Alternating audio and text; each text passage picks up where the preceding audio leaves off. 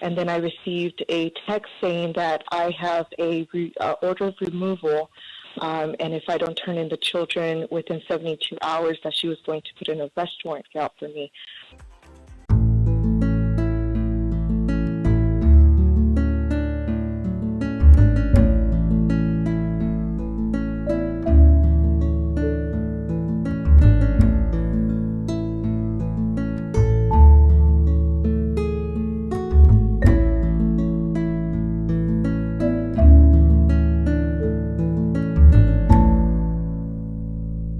This is The Secret, How to Fight Child Protective Services and Win. I'm attorney Vince Davis, and my co-host is Aaron Carranza. Aaron, are we ready to take another call? Yes, we have Margarita from California. Margarita, do you have a question to ask or a story to tell? I have both. I have a domestic violence case against my husband, and I have 8 children that were interviewed by DCFS at a park. They interviewed us, and she said, I don't see why the kids can't be with you. We know that Dad's the problem.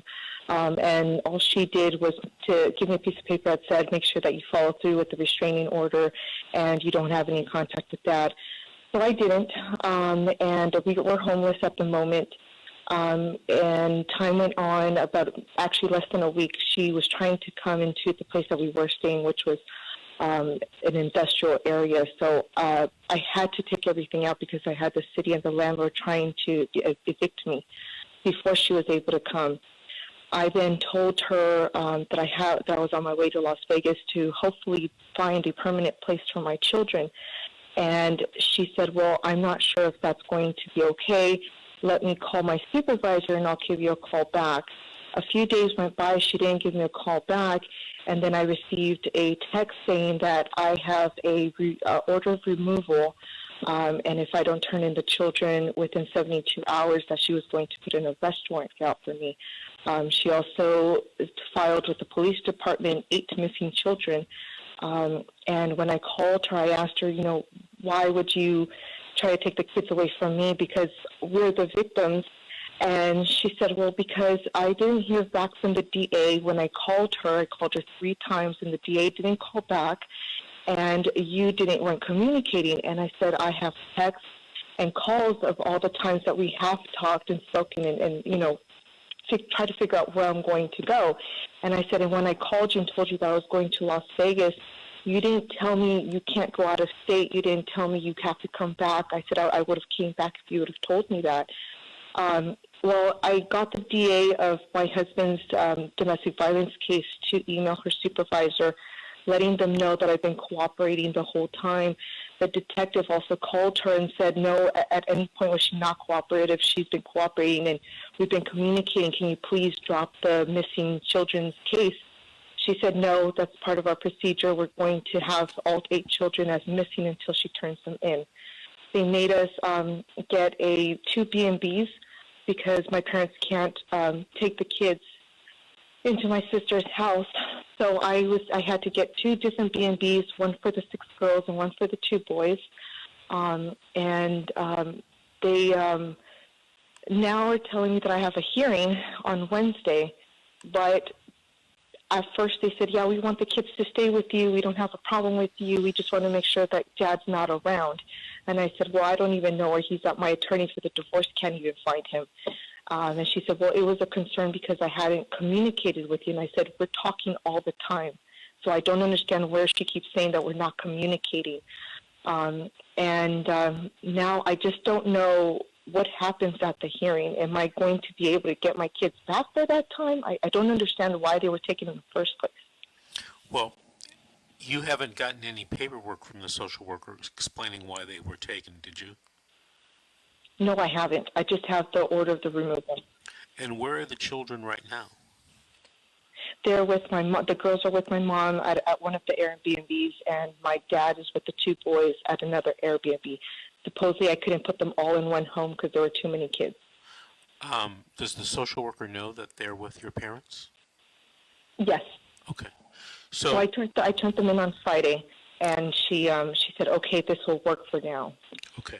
So what I want you to do is I want you to go to YouTube, look up my channel, and I have a couple videos that explain the first hearing. It's called the detention hearing here in California.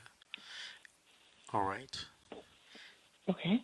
And you might come across a link that you can get a free copy of my book, a PDF or a digital copy, and there's a whole chapter in there about what happens at the detention hearing. But to give you a short answer, yes, you can get your children back. That doesn't mean that you will, and it depends on what evidence they're trying to use against you. It sounds like, I haven't seen anything, but it sounds like they may have made some misrepresentations to the judge about, issuing the warrant for your children. And misrepresentations come in the form of affirmative, statements that are not true. And they also come in the form of omissions. They leave something out that they should have told the judge, which they knew, because it might have changed the judge's mind about trying to detain the children. Right. And I wasn't the problem in the first place. I'm also almost 7 months pregnant. I don't do drugs. I don't drink. I don't have a criminal record. She interviewed the children, and all the children said, no, my mom doesn't even spank us. There's no problem with my mom. And when she left after the interview, she said, yeah, the kids are fine with you. There's no problem. But somewhere along the line, I guess she just started disliking me because I'm not even sure why. She even told me on Friday, she says, I think at one point we got on a bad foot. Because I asked her to change workers. And she said, I think at some point we got on a bad foot, but I just take notes and I just give them to the judge. And I said, but it's not my fault that the DA didn't call you back to let you know about my husband's case. I said, that's your job, that's not mine. And she said, well, it's also your job to constantly call us and let us know exactly where you are. And I said, I told you I was going to Las Vegas. You didn't ask me for a hotel. You didn't ask me, anything specific. You just said, I'll give you a call back, which she never did. So when is your court date? It's on Wednesday. Okay, that will be your very first hearing. So yes. Let me tell you this. You are entitled to have, if you have an argument, if your attorneys argue to get the child back to you, and the judge, decides not to, you have a right for what they call, they used to call it a Dennis H. hearing, but it's really a contested detention hearing, and you can have that within, I think it's 1 or 2 or 3 days. And some judges at these hearings will let you call witnesses, and if you brought the detective in or the DA in, to testify, that might go a long way to discrediting the social worker, right? The DA actually sent an email to the supervisor and to myself, so I had a copy letting her know that I've been cooperating the whole time. Yeah, but I can bet you $1 that email didn't get shown to the judge who issued the warrant for you. No, not at all. Right. So that's why I told you that there is sometimes, I call it fraud by omission. The social worker should have told the judge, look, I got this from the DA, right? And it shows right. that you're cooperating. And then the judge who issued the warrant probably would have said or could have said, I'm not issuing a warrant, the lady's cooperating. What the hell are you talking about? Right? As a matter of fact, after this case is over, I wish you would call me. You might have a civil rights action against the county and the, I won't mention the county, but against the county and the social workers. They were trying to make it as difficult as possible for me to even get my children placed with my parents. I asked them if I could put them in a hotel since I don't have a home, and they said, no, it can't be a hotel, and it has to be at least 3 bedrooms for the girls and at least 1 bedroom for the boys. It was like a laundry list of things right. that I guess they were hoping I couldn't complete. Right. And and when I did complete them, she was kind of shocked. Right. And who could have completed that if they don't have the financial assistance of a family member? Who can do that? And I believe she thought because we were homeless that I didn't have the money, but I had saved enough money to try to get away from my husband in the first place. Now I've depleted all that money and spent it on just trying to keep my kids. Right. But now I have another question. If I do get my kids back, when I do get my kids back, will I be able to leave state? Will you be able to leave the state of California? Yes. The answer is, in my opinion, you should be, but that's up to the judge. the judge that's assigned to your case. So you don't even know who the judge is going, which judge is going to be assigned to your case. If you're in unless you're in a really small county, and from looking at the call board, you're in California, but I don't think you're in a small county.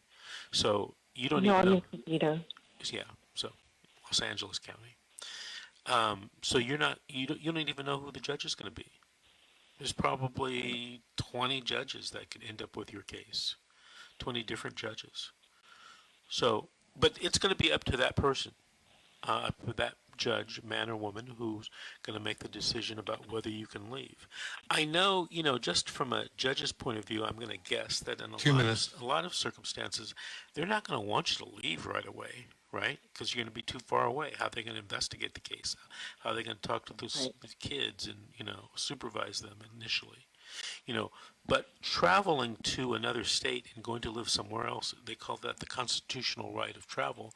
And it's a huge constitutional right in this country. It's like freedom of speech, freedom of religion, the right to travel.